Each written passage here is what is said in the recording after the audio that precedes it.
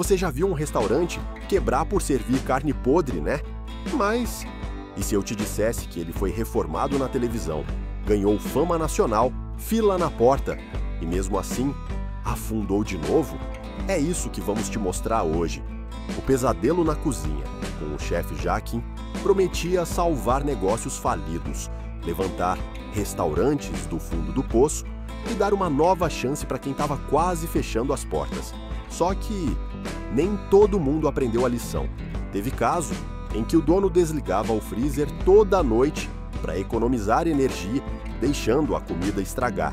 Em outro, ratos mortos estavam escondidos dentro do forno há anos. E ainda teve restaurante com super-herói na fachada e tragédia nos bastidores. São histórias reais, com personagens reais, que receberam tudo de bandeja. Estrutura nova, cardápio novo, chance de ouro na frente do Brasil inteiro. E mesmo assim, erraram. Erraram feio. Hoje você vai ver os restaurantes reformados que deram muito errado no Pesadelo na Cozinha. E no final, você vai entender por que ninguém mais cozinha lá. E para começar, vamos voltar a 2019, quando Jacquin entrou num restaurante em Guarulhos e encontrou um cheiro tão forte, mas tão forte, que ele vomitou em frente às câmeras. Era para ser só mais um restaurante simples, com comida nordestina e preço popular.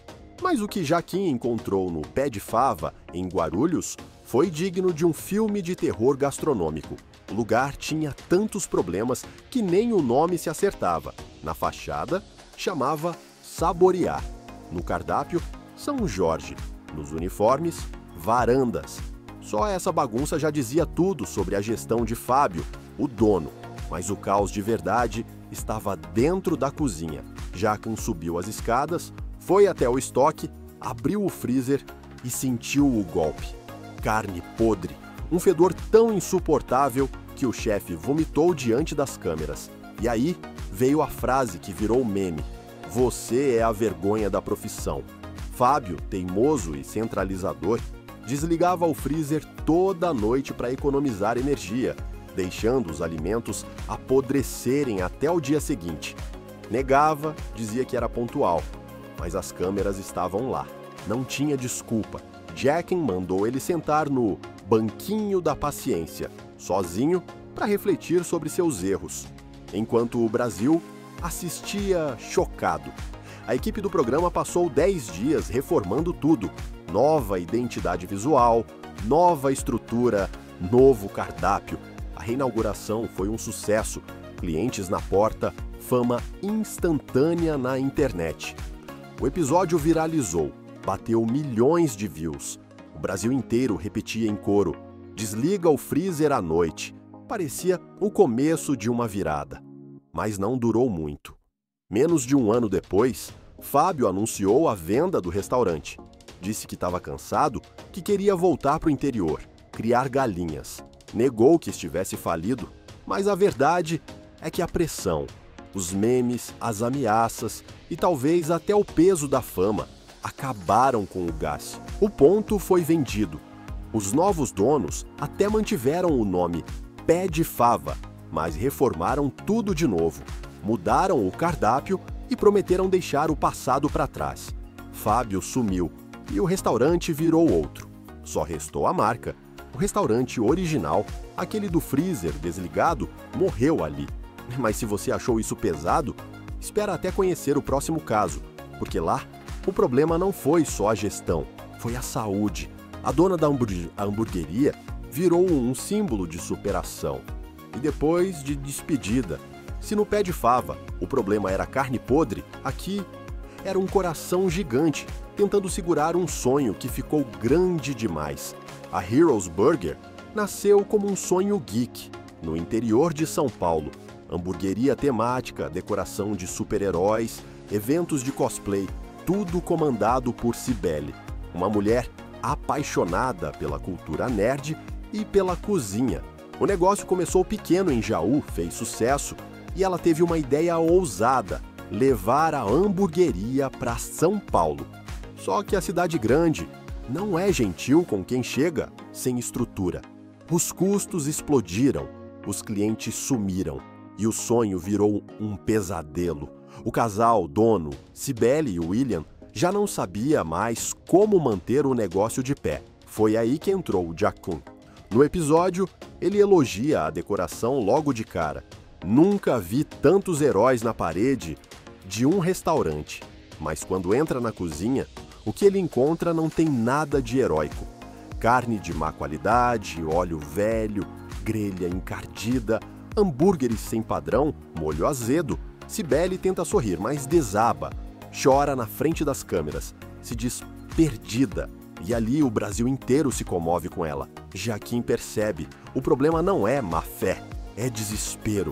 Ele entra em ação, limpa tudo, troca equipamentos, reduz o cardápio e organiza um evento épico de reabertura, com cosplay, música e hambúrguer decente. Cibele se veste de heroína para recepcionar os clientes. É emocionante. A hamburgueria enche. O público volta. Parece que vai dar certo. E deu. Por um tempo. Em 2020, a pandemia chegou. Portas fechadas. Dívidas batendo. Mas Cibele não desistiu. Amigos e fãs organizaram uma vaquinha online. A comunidade nerd se uniu. E ela conseguiu manter a Heroes viva com delivery, eventos virtuais e a mesma força de vontade de sempre. A Orguinguis, a hamburgueria, voltou em 2021 e durante um tempo virou símbolo de resistência e amor ao que se faz. Só que o destino tinha outros planos. Em 2023, Cibele revelou que estava com câncer no colo do útero. O diagnóstico veio como um golpe. Mesmo assim, ela tentou continuar, postando mensagens otimistas nas redes, mas a luta foi dura. E em janeiro de 2023, ela anunciou o fechamento definitivo da Heroes Burger. No mês seguinte, o Brasil perdeu uma guerreira. Cibele faleceu em fevereiro de 2024, um quilômetro aos 37 anos. O restaurante fechou as portas. Os grafites foram apagados, os equipamentos vendidos, mas o legado dela, de coragem, de garra, de amor pelo que fazia, ficou. E Jacquin, emocionado, disse em entrevista: "Ela virou a heroína da própria vida. Agora, se isso te emocionou, prepara, porque o próximo restaurante também tinha um símbolo no meio do salão, um Jeep estacionado dentro do restaurante, mas nem um carro 4x4 conseguiu tirar o negócio do atoleiro.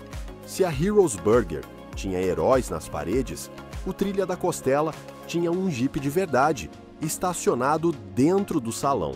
Isso mesmo, um Jeep Troller no meio do restaurante, símbolo da paixão do dono por trilhas off-road. E o lugar era exatamente isso, uma mistura de galpão rústico com churrascaria raiz, costela no bafo, decoração de rally, clima de boteco de aventura. Por anos funcionou bem. A clientela da Muca, tradicional zona leste de São Paulo, adorava o combo: carne, cerveja e nostalgia. Mas a estrada começou a esburacar. Com o tempo, a qualidade caiu. A costela, antes macia, virou borracha. Os acompanhamentos vinham frios. O atendimento era caótico. E dentro da cozinha, o clima era ainda pior. Funcionários em guerra, gritos, panelas voando. Teve até sogra e ex-genro trabalhando juntos no calor da churrasqueira, trocando farpas no meio do expediente. Parece piada, mas foi real. Quando Jacquin entrou no Trilha, encontrou R$340 mil em dívidas, equipamentos quebrados, aí um ambiente completamente desorganizado. O Jeep no meio do salão virou apenas um enfeite triste. E o golpe mais baixo: eles estavam servindo carne de segunda, fingindo ser filé mignon. Um verdadeiro trambique gourmet. Jacquin ficou furioso. Você está enganando o cliente. E tinha razão. Era o tipo de prática que acaba com qualquer restaurante, ainda mais em tempos de redes sociais. Veio a reforma. O programa trocou toda a cozinha, criou um novo cardápio, organizou a equipe e manteve o Jeep como peça de destaque. A reabertura foi animada, clubes de jipeiros apareceram em peso O salão encheu, os elogios voltaram. Só que depois que as câmeras foram embora, os velhos hábitos voltaram também. A qualidade caiu, as dívidas continuaram e a energia da reforma não durou. Em 2019, o Trilha da Costela fechou as portas em silêncio, depois de 17 anos de história. Não teve aviso, nem post de despedida. Só um papel na porta dizendo fechado. Hoje, o antigo ponto abriga outro restaurante, uma espetaria moderna com música ao vivo, mas quem prestar atenção pode reconhecer um rosto familiar por lá. Mimi, o garçom carismático do Trilha, ainda trabalha atendendo mesas. Um pedaço daquele passado que sobreviveu. E se esse restaurante perdeu a guerra para as dívidas, o próximo perdeu para um inimigo muito mais complicado, a própria família. Se o Ninas era uma guerra familiar, o Dona Emília era um caso de calamidade pública. Um restaurante tradicional no centro de São Paulo, com décadas de história na culinária portuguesa, mas que virou notícia pelos piores motivos possíveis. Quando Jacquin chegou lá, o salão estava vazio, o ambiente velho, mas ainda dava para sentir que um dia aquele lugar teve prestígio. O problema estava na cozinha, e o que ele encontrou, ninguém esquece. Ratos mortos dentro de um forno industrial de mais de R$100 mil. Isso mesmo. O forno estava desligado há anos. Quando abriram, era um cemitério, fios roídos, peças destruídas, cheiro insuportável. Jacquin interrompeu tudo na hora, mandou os clientes embora e com a voz firme disse na frente das câmeras: "Esse restaurante é perigoso, está fechado a partir de agora." A cena viralizou. O episódio foi considerado o mais nojento da história do programa. Depois do susto, veio a reconstrução. O local foi dedetizado, limpo, reformado por completo. O cardápio ganhou nova cara, os pratos típicos voltaram com dignidade e até Henrique Fogaça apareceu na reabertura, junto com um motoclube que animou a vizinhança. O dono, Celestino, prometeu que ia mudar. Até colocou o forno antigo no salão como um troféu do passado. Um jeito esquisito de mostrar que aprendeu a lição. Mas o público ficou dividido. Muita gente teve nojo e nunca mais voltou. Outros, curiosos, foram conferir se o lugar realmente mudou. Hoje, o Dona Emília ainda está aberto, mas vive sob desconfiança. O nome sobrevive, a estrutura foi salva, mas a reputação, essa, ninguém sabe se um dia vai se recuperar. E depois de ver tudo isso, a gente chega ao ponto final dessa história. 5 histórias, 5 tentativas de salvação, 5 restaurantes que receberam o que muitos empresários sonham: estrutura nova, consultoria gratuita, mídia nacional e a chance de recomeçar do zero. Mas no fim, quase todos afundaram de novo. O que ficou claro ao longo de cada caso é que a reforma externa nunca resolve um problema interno. O Jacquin arrumou a cozinha, comprou o equipamento, limpou o chão, mas não tem como reformar a cabeça de quem não quer mudar. O pé de fava virou piada nacional e foi vendido. A Heroes Burger virou símbolo de resistência e depois de despedida. O Trilha da Costela afundou no próprio passado. O Ninas implodiu em brigas familiares e o Dona Emília, bom, esse sobrevive, mas com um cheiro de rato, ainda rondando a memória dos clientes. No fundo, a gente aprende que não é a cozinha que salva um restaurante. É o caráter, a humildade e a capacidade de aprender. Agora eu quero saber de você. Qual desses casos foi o mais absurdo? Você teria coragem de comer em um restaurante com forno de rato? Ou de investir num lugar onde nem a mãe e a nora se entendem? Comenta aqui embaixo. Eu vou ler tudo. E se você curte esse tipo de história real, cheia de caos, reforma, fracasso e lições que parecem inventadas, mas são 100% verdadeiras, se inscreve no canal, deixa o like e ativa o sininho, porque no próximo vídeo a gente vai trazer mais lugares que pareciam salvos, mas se tornaram verdadeiros pesadelos. Nos vemos lá!